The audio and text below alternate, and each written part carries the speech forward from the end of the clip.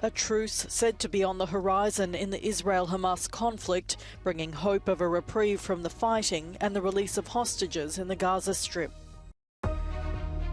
2 more foreign officials touched down in Kyiv, pledging further support for Ukraine in its war against Russia.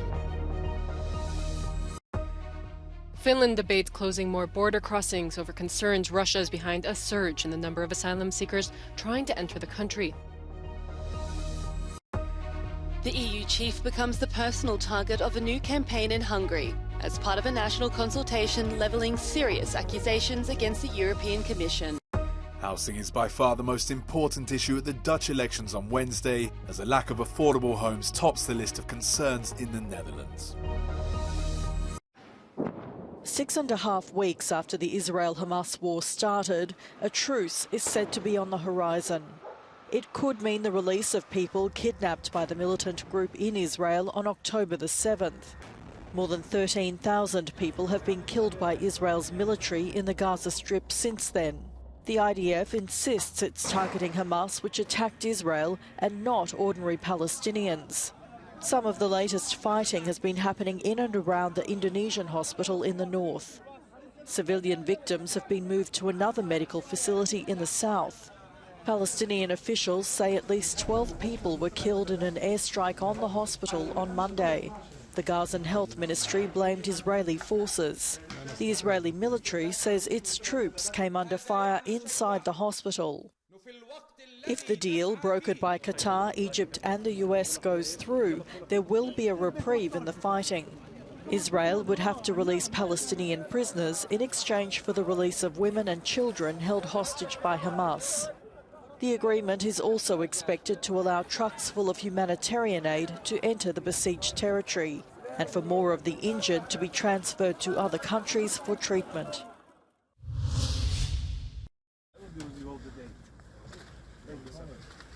The latest foreign officials to touch down in Kyiv and unannounced. Germany's defence minister and the president of the European Council reiterating their backing for Kyiv to win its war against Russia, at a time where conflict in the Middle East dominates. Ich bin wieder hier, erstens weitere Unterstützung zuzusagen, aber auch unsere Solidarität und unsere tiefe Verbundenheit und auch unsere Bewunderung für den mutigen, tapferen und verlustreichen Kampf, der hier geführt wird.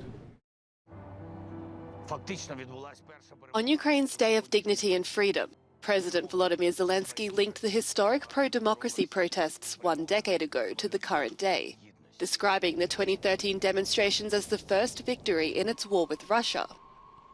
As civilians took time out of their day to remember, Kyiv's army held new positions on the left bank of the Dnipro River in Kherson, repelling Russian attacks on a number of fronts.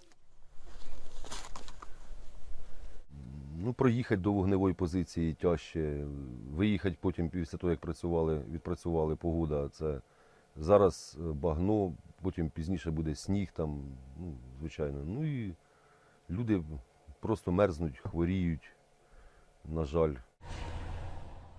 The first snow has fallen in the war-ravaged east. Troops have learned how to better manage the conditions, but plummeting temperatures bring new challenges.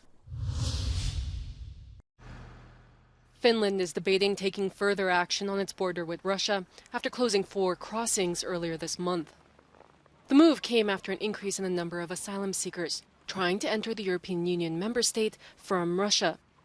Helsinki, which joined NATO earlier this year in response to Russia's full-scale invasion of Ukraine, has accused Moscow of helping migrants without valid travel documents cross its border. Some 500 asylum seekers arrived in Finland in November alone.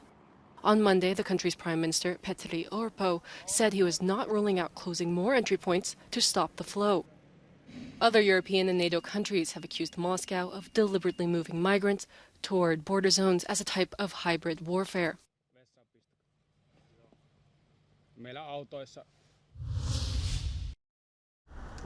NATO chief Jens Stoltenberg is on a 4-day visit to the Western Balkans, where he's pushing a message of regional stability.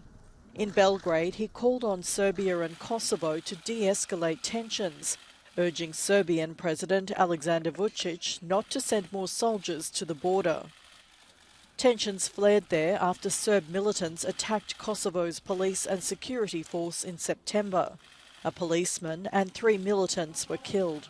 Upoznao sam generalnog sekretara Stoltenberga sa činjenicom da je nepunih 13% Srba napustilo sever Kosova i Metohije u posljednjih samo godinu dana zbog ogromnog pritiska, hapšenja, maltretiranja i pretnji koje dolaze od strane prištinskog režima. The EU has proposed the creation of an association of Serb-majority municipalities to help reduce tensions. This would be a key step toward normalization of the relationships. I call on Belgrade and Pristina to engage constructively in the EU-facilitated dialogue. This is the only path to a lasting peace and stability. The NATO Secretary-General pushed a similar message during talks with Kosovo's leaders in Pristina. EU diplomats have warned both sides that failure to resolve the hostilities will affect their chances of joining the bloc. Hungary has launched another national consultation, a government poll to ask its citizens where they stand on issues critical to their leaders.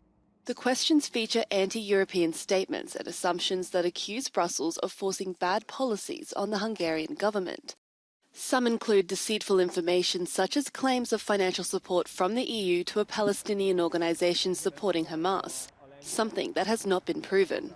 A political analyst told Euronews it's clearly a strategy to further Prime Minister Viktor Orbán's political agenda. Egyértelműen azt mutatja ez az egész kommunikációs hadjárat, hogy az Európai Unió akadályozza meg azt, hogy Magyarországon jól menjenek a dolgok. Ugye mindenhol van inflációs válság, Magyarországon különösen, de egyéb problémák is vannak. Ezeket ilyen a kormány, minden kormány akarja hárítani valamerre, a magyar kormány egyebek mellett az Európai Unióra, mint Brüsszelre próbálja ezt hárítani. The accompanying poster campaign this time aimed at the head of the Commission, Ursula von der Leyen, linking her to the new head of the Open Society Foundations, son of the controversial billionaire George Soros. Capitalised text reads, "Let's not dance to the tune they whistle." But the Commission says the statement is a known falsehood, and the EU chief is simply unfazed. We believe in the intelligence of the Hungarian public, of the roughly 10 million Hungarian citizens who live not only in Hungary but in the European Union. And we are quite sure that they can make up their own minds based on objective information that we provide. Budapest is fighting with other member states and the governing body over several issues, from its stance on the war in Ukraine, relations with Russia, migration and the rule of law. Most of the EU funds have been withheld. After the latest election in Poland, Hungary lost its last strong ally within the bloc, but it will take over the EU Council presidency next July. Housing is by far the most important issue at the Dutch elections. The lack of affordable homes is topping the list of concerns in the Netherlands, as one of the country's most relevant political experts tells Euronews. It is the most important issue, I think, because it was neglected a long time. So we have a lot of people, young people, older people. We have, of course, also a lot of migrants who need a house in this country. All the parties think it's very important. Voters think it's very important. But there is no one party that has the solution that voters say this is the best solution. Several causes are creating a kind of perfect storm. Approximately 390,000 houses are missing across the country, according to this professor from Delft University. The reason is that we didn't build so much housing last 10 years, so we had a drop in housing production. And we had a quite steep increase of population because of migration, especially labor migration, which is quite high. And last year we had, of course, people from the Ukraine, but it's especially labor migration. So there's much more demand for housing nowadays than 10 years ago, and we produce less housing, so that gives a shortage. Yeah.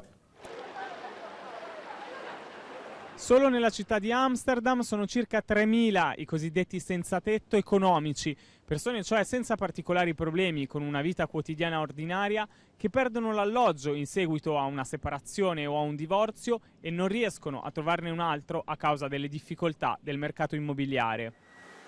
A program called Onder de Panne by the non-profit association De Regenboog helps these people by matching their needs with house owners who have rooms to spare and can rent one at a modest price between 250 and 600 euros per month.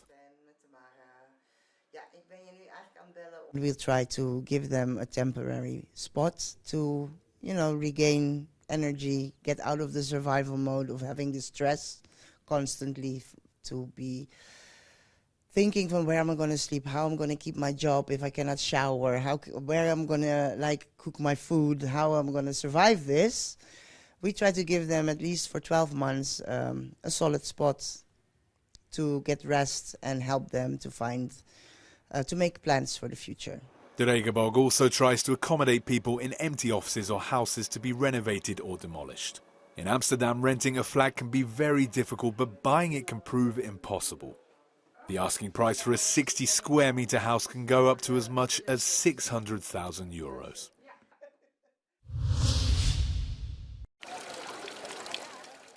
More than 70,000 Europeans died from heat-related causes during the summer of 2022, according to a study led by the Barcelona Institute for Global Health.